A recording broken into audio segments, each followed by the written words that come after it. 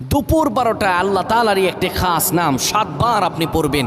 পড়ে আল্লাহ তাআলার কাছে দোয়া করবেন। আপনার যত প্রয়োজন আছে, যত মনের আশা আকাঙ্ক্ষা আছে, আল্লাহ সকল কিছু কবুল করে নেবেন। যখন দুপুর 12টা বেজে যায় দোয়া কবুলের সময়, তখন আপনি সকল কাজগুলো তখন বন্ধ করে একটু যায় নামাজ বিছিয়ে পবিত্র হয়ে ঘরের একটা কোনায় কিংবা আশপাশে যদি মসজিদ থাকে মসজিদে চলে যান, ক্যাবলামুখী হয়ে বসে পড়েন।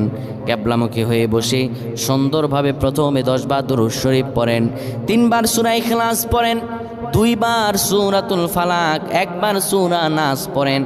এরপরে আপনি আল্লাহ তাআলার এই খাস নামটা ধরে পড়েন, আর রহমান আর রহমান আর রহমান 7 বার পরে এরপরে আবার দুরূদ পরে দোয়া করেন।